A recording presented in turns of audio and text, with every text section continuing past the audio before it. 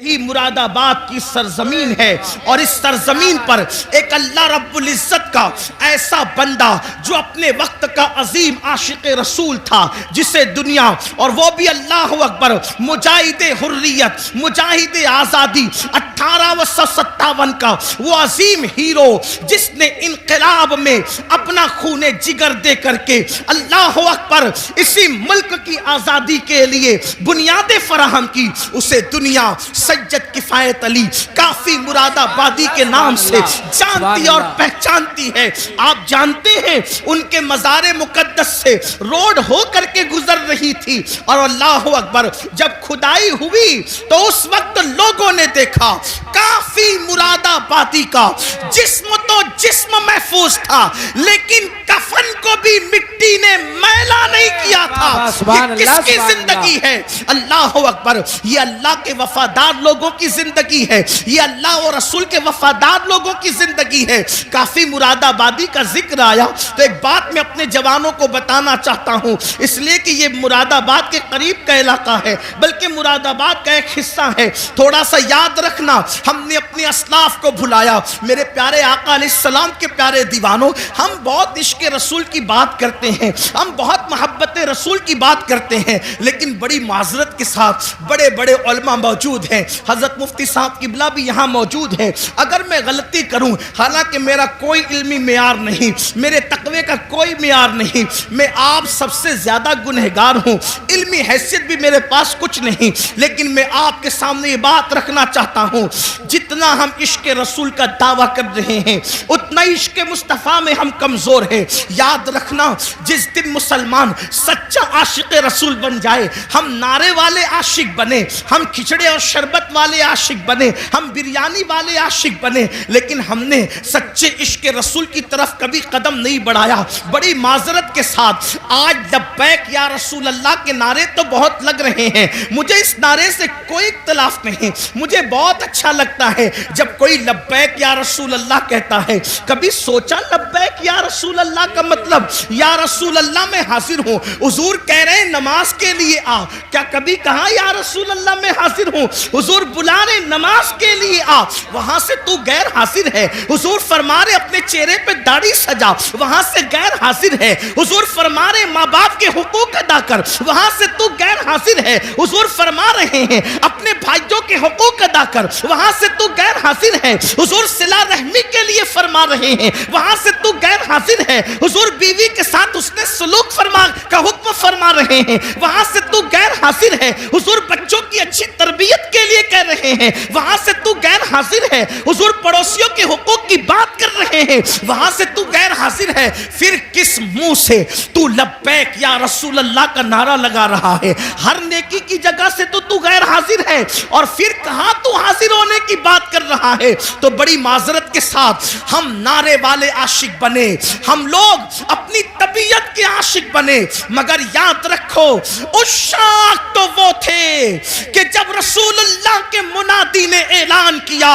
چلو مصطفیٰ جان رحمت سروں کے نذرانے کو لے کر کے بلا رہے ہیں، تو پہلی رات کی دلہن کو چھوڑ کر کے سر کٹانے کے لیے وہ جوان آ جاتا ہے، وہ سر کٹانے آ جاتے تھے، ہم سر جھکانے کے لیے آنے کو تیار نہیں ہے۔ حضرت کافی مراد آبادی کی بات چل رہی تھی، ہم وہ کیسے عاشق تھے، کیسے عشاق میں سے تھے۔ اللہ اکبر، جب ان کو پھانسی کی سزا وہ لوگوں نے اپنے طور پر دینے کی کوشش کی، حالانکہ وہ کوئی سزا نہیں تھی، عشق کی سزا نہیں ہوتی، عشق میں تو مزہ ہوا کرتا ہے۔ حضرت نظمی مہریروی رحمت اللہ علیہ نے بڑی پیاری بات کہی ہے، کہتے ہیں عشق گر جرم ہے پھانسی کی سزا دو مجھ کو، عشق گر جرم ہے پھانسی کی سزا دو مجھ کو، پر درے یار پہ مجھ کو یہ سزا دی جائے، پر درے یار پہ مجھ کو یہ سزا دی جائے۔ حضرت کافی مراد آبادی سے کہا جاتا ہے، اللہ اکبر، ہر مرنے والے سے پوچھا جاتا ہے، ہر پھانسی جس کو دی جاتی ہے، جس کی گردن پہ تلوار تلوار رکھی جاتی ہے، جس کو دنیا سے رخصت کیا جاتا ہے، اس کی آخری خواہش پوچھی جاتی ہے، اے کافی تم بھی بتاؤ کہ تمہاری آخری خواہش کیا ہے؟ اللہ اکبر، آپ مجھے بتائیں تو صحیح، اب زندگی باقی نہ رہے گی، زندگی کا چراغ گل ہو جائے گا، اب زندگی کی رانائیاں نہ رہے گی، زندگی کی بہاریں اجڑ جائے گی، اور ان سے پوچھا جا رہا ہے کافی تمہاری آخری خواہش کیا ہے؟ دیکھو عشاق ایسے ہوتے ہیں، انقلاب ان سے آتا ہے، انقلاب ایسے لوگ بپا کرتے ہیں۔ اللہ اکبر، جب حضرت کافی مراد آبادی کو کہا گیا آخری خواہش کیا ہے تو فرماتے ہیں پوری زندگی اپنے نبی کی نعت لکھتا رہا، آخری خواہش یہی ہے کہ دنیا سے جاتے جاتے میں اپنے نبی کی ایک نعت میں اضافہ کرتے جاؤں۔ اور آپ اندازہ کریں یہ زمین اہل علم کی زمین ہے، ان سے پوچھو اگر بچہ پاس میں بیٹھ کے رو رہا ہو تو اگر شیر کی آمد ہوتی ہے تو کسی کے رونے کی آواز ہی سے شیر کی آمد ختم ہو جاتی ہے، اشعار پھر ذہن میں نہیں آتے۔ لکھنے کے لیے سکون چاہیے، لکھنے کے لیے یکسوئی چاہیے، لکھنے کے لیے ماحول اچھا چاہیے، یہی تو لکھنے کا طریقہ ہے، تبھی تو اشعار تخلیق ہوتے ہیں، تبھی تو اشعار جو ہے وہ ترتیب پاتے ہیں۔ لیکن جس کے سامنے پھانسی کا پھندا ہو اور پھر کہا جا رہا ہے آخری خواہش، تو فرماتے ہیں نہ بچے یاد آ رہے ہیں، نہ بیوی یاد آ رہی ہے، نہ مرید یاد آ رہے ہیں، نہ دوست یاد آ رہے ہیں، نہ احباب یاد آ رہے ہیں، یاد آیا تو اللہ کا محبوب یاد آیا، اسی کو عشق کہتے ہیں۔ یاد آیا تو خدا کا محبوب یاد آیا، کہتے ہیں ایک نعت لکھنا چاہتے ہیں، لیکن آپ سے کہنا چاہتا ہوں اس پھانسی کے پھندے کو دیکھ کر اس عاشق مصطفیٰ نے جو آخری نعت لکھی ہے کوئی اس میں نقص نہیں نکال سکتا۔ اللہ اکبر، ایسا لگتا ہے عشق اور ادب دونوں ایک دوسرے سے گلے ملتے نظر آ رہے ہیں، ادبی رانائیاں ایسی اور عشق کا معیار، اللہ اکبر، بلکہ یوں کہیے عشق کا جبریل مکمل اپنے سدرہ پر نظر آ رہا ہے، اس شان کے ساتھ نعت لکھی ہے۔ اور وہ مشہور زمانہ کلام یہ ہے کوئی گل باقی رہے گا نہ چمن رہ جائے گا، کوئی گل باقی رہے گا نہ چمن رہ جائے گا، پر رسول اللہ کا دین حسن رہ جائے گا، اطلس و کم خواب کی پوشاک بے نازا نہ ہو، اس تنے بے جان پر خاکی کفن رہ جائے گا، ہم سفیر و باغ میں ہیں کوئی دم کا چہچہا، بلبلیں اڑ جائے گی سونا چمن رہ جائے گا، بلبلیں اڑ جائے گی سونا چمن رہ جائے گا، بلبلیں اڑ جائے گی سونا چمن رہ جائے گا، جو پڑھے گا صاحب لولاک کے اوپر درود، جو پڑھے گا صاحب لولاک کے اوپر درود، آگ سے محفوظ اس کا تن بدن رہ جائے گا، آگ سے محفوظ اس کا تن بدن رہ جائے گا، نام شاہان جہاں مٹ جائیں گے لیکن یہاں، کافی نے کل کہا تھا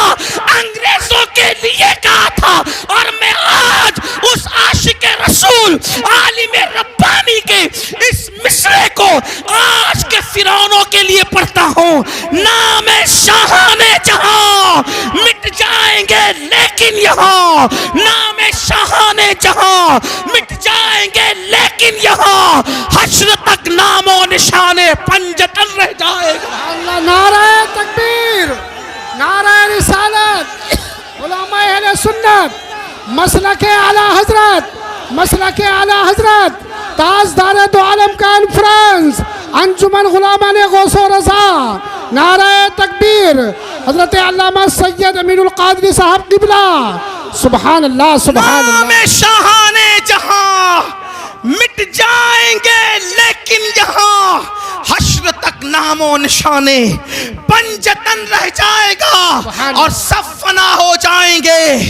سب فنا ہو جائیں گے، کافی وہ لیکن حشر تک، سب فنا ہو جائیں گے کافی وہ لیکن حشر تک، نام حضرت کا، نعت حضرت کا زبانوں پر سخن رہ جائے گا، نعت حضرت کا زبانوں پر سخن رہ جائے گا۔ جب کافی نے یہ نعت لکھی انگریز جل بلا گیا، تیش میں آ گیا، کہا اس کو اب آسانی سے مرنے نہیں دیں گے، اس کو صرف پھانسی کی سزا نہیں دیں گے، اس کے دل و دماغ میں عشق کا سودا اتنا سمایا ہے، اب اس کو بہت درد اور دکھ دے کر کے ماریں گے۔ یہ ہمارے بزرگوں کی قربانیاں آج کے تناظر میں دیکھو، آج کے ظلم زیادتی کے ماحول میں دیکھو، کافی کو کہاں آسانی سے نہیں ماریں گے اور دکھ دے کر کے ماریں گے۔ دکھ کیا دیں گے؟ اس زمانے میں جو استریاں ہوتی تھی وہ کوئلے کی ہوتی تھی، اندر کوئلے ڈال کر اس کو گرم کیا جاتا تھا۔ حضرت کافی مراد آبادی کو کوئلے کی استری کے اندر کوئلے ڈال کر جب آگ دہکائی گئی